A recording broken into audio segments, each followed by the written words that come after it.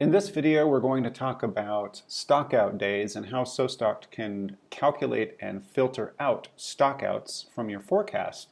We're going to start here on our forecast page, and I'm going to use this stainless shaker as our example product for today.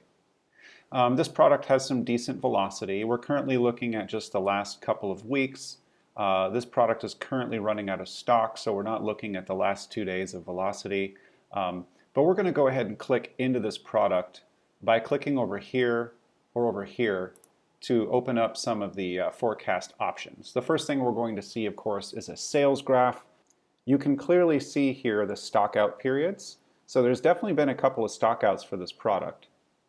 So basically what SoStock is doing is it's taking past sales data and trying to predict the future as best as possible. That's what the forecast is doing. It's taking your velocity for whatever period of time that you've chosen and using that to predict future sales. But one of the tools we have is the stockouts tool. Let's go ahead and click into that. It's looking over the last 365 days to find any day where your inventory either went to zero, or if you have a high selling product, meaning a product that sells 10 or more units per day on average, it's also calculating a partial stockout. A partial stockout is considered any time when your sales dropped by 70%, leaving you 30% or less of your average daily sales on any product that's selling 10 units or more per day.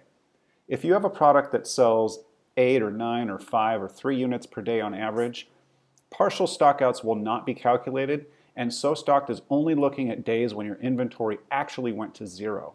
The reason we include partial stockouts on high-selling products is because sometimes you might stock out and Amazon might find a few units in a warehouse somewhere and you sell a couple of units.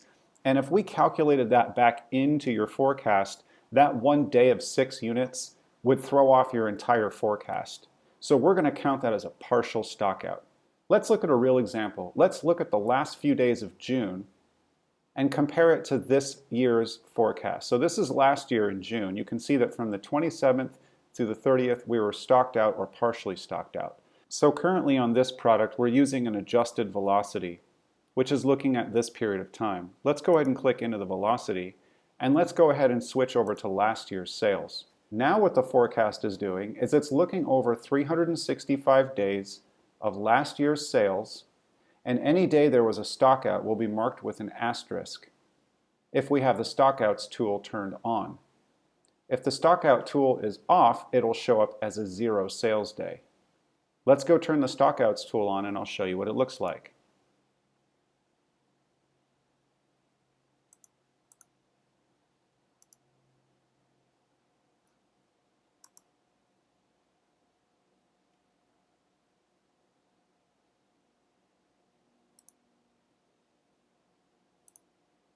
Now when we go into last year's sales, you will see that there are no 0 sales days, but sales days with asterisks next to them. Essentially what SoStock is doing is taking the average of the 30 days or so surrounding that stockout and figuring out what you would have sold if you were in stock. So if we save this forecast of last year's sales, now you can see that there's no green boxes checked here, and it just says last year's sales. It's going to mimic this exact sales pattern from last year on this year's sales forecast. And since we have the stockout tools turned on, there will be no 0 sales days in our forecast. If we turn the stockout tool off,